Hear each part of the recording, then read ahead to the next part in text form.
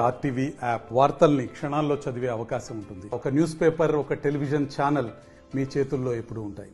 కరీంనగర్ జిల్లా తిమ్మాపూర్ మండలం పొరండ్ల గ్రామానికి చెందినటువంటి అఖిల అనే యువతి ఇంట్లోనే ఎవరూ లేని సమయంలో ఉరివేసుకొని ఆత్మహత్య చేసుకున్న ఘటన కలకలం రేపుతుంది. అసలు ఆత్మహత్య గల కారణం ఏంటి, ఆమె సూసైడ్ నోట్ కూడా రాసినట్టుగా తెలుస్తుంది. వాళ్ళ యొక్క పేరెంట్స్, ఆ బంధువులను కూడా అడిగి తెలుసుకుందాం ఏం జరిగింది, అసలు వాళ్ళ నాన్న ఉన్నారు, ఏం జరిగింది, అఖిల ఏం జరుగుతున్నది, ఏమైనా చెప్పిందా మీకు, ఎందుకు చనిపోవాల్సి వచ్చింది? ఎమ్మెల్టీ పూర్తి చేసింది, ఎమ్మెల్టీ పూర్తి అయిపోయింది, ఇప్పుడు ఇంటి దగ్గరనే ఉంటుంది. ఆమెకు ఇప్పుడు మళ్ళీ వేరే కాలేజీలో చదువుకుండా అప్లై చేద్దామని చేసి ఇంకా చేయలే, ఇంకా కాలేజ్ స్టార్ట్ అయితే చేద్దామని అనుకుంది. ఈయనకు ఇన్స్టాల్మెంట్ అనేది మరి నాకు చదువు రాదు వాస్తవంగా, ఆమె చదివించిన ఓటలు పెట్టుకొని. కాకపోతే ఏంటంటే ఆమెకు ఎవడో బెదిరింపి నా బిడ్డను ఇలా ప్రాణం తీసేదానికి. మీ పాప నాన్న వీళ్ళు బెదిరిస్తున్నారు, నన్ను వేధిస్తున్నారని ఏమని చెప్పిందా ఎప్పుడన్నా? ఎప్పుడు చెప్పలేదు. ఆమె కుమిలిపోయి అది ఏం జరిగింది ఏంది అనేది ఆమెకే తెలుసు. మాకు ఎలాంటిది చెప్పకుండా ఈరోజు మాకు దూరం అయిపోయింది. ఆ దూరం అయినోడిని, మాకు దూరం చేసినోడిని వాడిని కఠినంగా శిక్షించాలని అధికారులకు, పోలీసు మిత్రులకు అందరికీ నా యొక్క మనవి. ఏం జరిగిందమ్మా, అసలు నీకేమైనా చెప్పిందా? నీతోనే 2 గంటల దానికి ఉన్నదన్నారు కదా. నాతో నేను చెప్పాను నా బిడ్డ, మా హోటల్ ఉన్నా, నేను హోటల్లో ఉన్నా. నా బిడ్డ ఇడికి వచ్చింది, ఇంటికి పోయింది, అంతే నవ్వుకుంటూనే మాట్లాడింది. నా బిడ్డ అందుకొద్ది లేదు, హోటల్లో ఉన్నప్పుడు చచ్చిపోతాను అనుకోలేదు. నా బిడ్డ ఇంటికి పోయినాక ఎవడు ఫోన్ చేసిండో, ఎవడు చేయబట్టి చచ్చిపోయిండో, వాడు చచ్చిపోవాలి, వాడు ఉండదు. నా బంగారం బిడ్డ వేయింది, వాడు చేయబట్టి నా బంగారమే, నా బిడ్డ, నా బంగారు బిడ్డ, నా అఖిల, నా చిన్న బిడ్డ, నాకు 2 బిడ్డలు, నా గావరాల బిడ్డ, నాకు ఒక్క మాట చెప్పలేదు.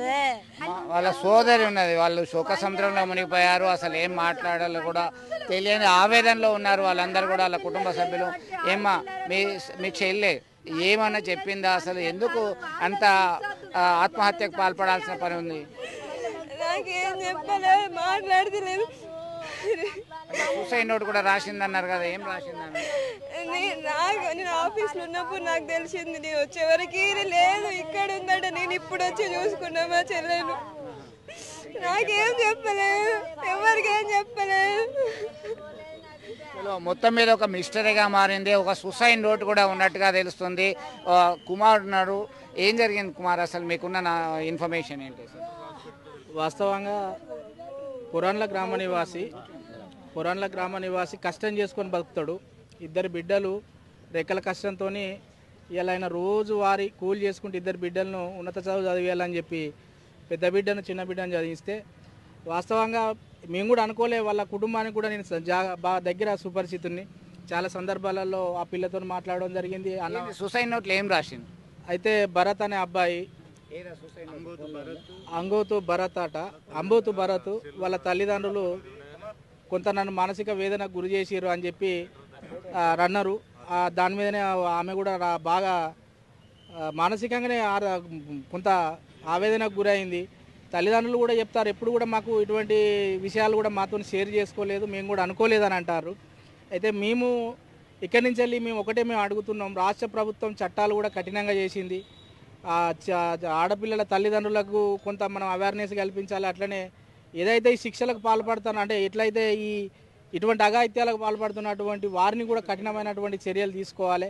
భవిష్యత్తులో కూడా ఇటువంటి కార్యక్రమాలకు ఏది కూడా పిల్లలకు కూడా అవగాహన కల్పించాలి. చట్టాల ఎంతవరకు మనం పనిచేస్తుంది, ఎంతవరకు ఈ చట్టాలతో మనకు లాభం చేకూరుస్తుంది, మాకు ఎంత ఇబ్బంది అవుతుంది అని చెప్పి ఫైనల్గా ఏం డిమాండ్ చేస్తున్నారు? ఖచ్చితంగా ఏదైతే ఈ సూసైడ్ పెట్టి ఏదైతే పేర్లు ఇచ్చిందో వాళ్ళను ఖచ్చితంగా కఠినపరమైనటువంటి చర్యలు తీసుకోవాలి. ఎందుకంటే ఒక ప్రాణం విలువ చాలా ఎంతో మనకు తెలుసు.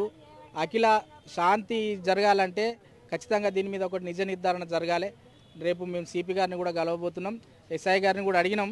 మరి సార్, మరి దాని సూసైడ్ నోట్ ఉందిగా, దాన్ని మరి వాళ్ళ పేర్లు ఏంది, వాళ్ళని ఏమన్నా మరి ఎట్లా చేసుడు అని అంటే, అమ్మాయి ఫోన్ లాక్ ఉన్నది, ఆ లాక్ ఓపెన్ అయితే తప్ప దానిలో మనకు సమాచారం తెలియదు అని చెప్పి ఎస్ఐ గారు కూడా చెప్పిండ్రు.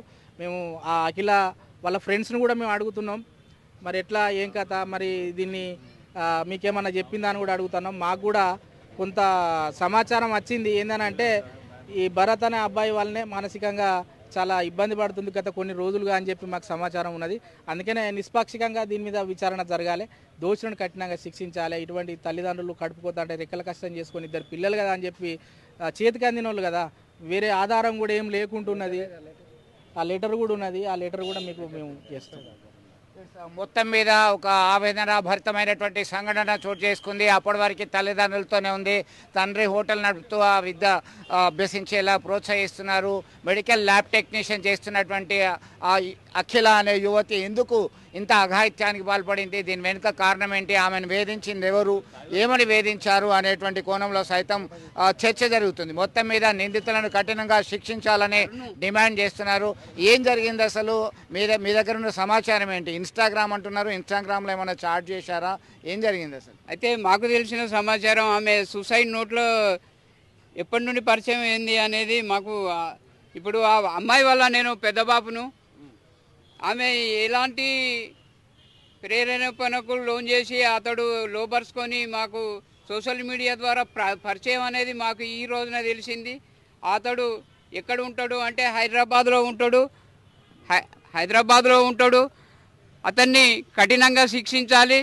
అతని పేరు భరత్ అనే వ్యక్తి మా అమ్మాయిని సూసైడ్ చేసుకోవడానికి ప్రేరేపణ చేసిండు. అందువల్ల అతన్ని కఠినంగా శిక్షించాలి. వాళ్ళ తల్లిదండ్రులకు కూడా విషయం తెలుసట, వాళ్ళు కూడా మా అమ్మాయిని ఫోన్లో తిట్టడం జరిగింది అనేది మాకు కొంచెం ఇంటిమేషన్ ద్వారా తెలిసింది. వాళ్ళను కూడా అట్లా ప్రేరేపించిన కొడుకును వాళ్ళ తల్లిదండ్రులను కూడా కఠినంగా శిక్షించాలి. ఇట్లాంటి ఇన్స్టాగ్రామ్లో ఆడపిల్లలను ట్రాక్ చేస్తూ వారి జీవితాలతో ఆడుకుంటున్న యువతను పెడదారి పట్టకుండా మన ప్రభుత్వం మీద బాధ్యత ఉంది. అట్లాంటి వారిని కఠినంగా శిక్షిస్తేనే ఈ రోజున వారి ఆత్మకు, మా బిడ్డకు ఆత్మ శాంతి చేకూరుతుంది. ఆ సూసైడ్ నోట్లో కూడా రాయడం జరిగింది. వారి మీద చట్టరీత్యా నేరం చేసిన వాళ్ళను కఠినంగా శిక్షించాలని మా కూతురు కూడా అఖిల రాయడం జరిగింది. దాన్ని ప్రభుత్వం దీని మీద కఠిన చర్యలు తీసుకోవాల్సిందిగా కోరుకుంటున్నాం. ఓకే, మొత్తం మీద సూసైడ్ నోట్ రాసింది. ఆ రాసినటువంటి రేఖ కాపీ మన దగ్గర ఉంది. అన్నిటికీ కారణము భరత్, అంగోత్ భరత్ అని చెప్పేసి చెప్పడం జరిగింది. వాళ్ళ ఫ్యామిలీ మెంబర్స్ అలాగే ఇతరత్ర ఎమోషనల్లీ, ఫిజికల్లీ, మెంటల్లీ, ఫైనాన్షియల్లీ వాళ్ళు నాశనం చేస్తున్నారు.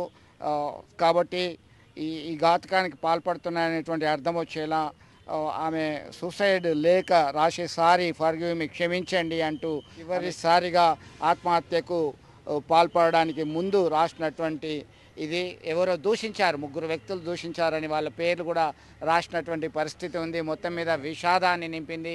ఇక్కడంతా కూడా వీళ్ళు ఖచ్చితంగా ఈ ఆత్మహత్యకి గల కారణానికి ఎవరైతే కారణమయ్యారో వాళ్ళని కఠినంగా శిక్షించాలని చెప్పి డిమాండ్ చేస్తున్నటువంటి పరిస్థితి.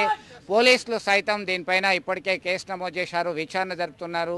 సో ఆమె కుటుంబానికి న్యాయం జరగాలని మనము కోరుకుందాం. వీడియో జర్నలిస్ట్ సుమంత్తో కలిసి చంద్రశేఖర్, RTV, కరీంనగర్ నుంచి. మరిన్ని వీడియోస్ కోసం ఛానల్ ని సబ్స్క్రైబ్ చేయండి, లేటెస్ట్ అప్డేట్స్ కోసం వాట్సాప్ ఛానల్ ని ఫాలో చేయండి అండ్ లింక్ డిస్క్రిప్షన్ లో ఉంది.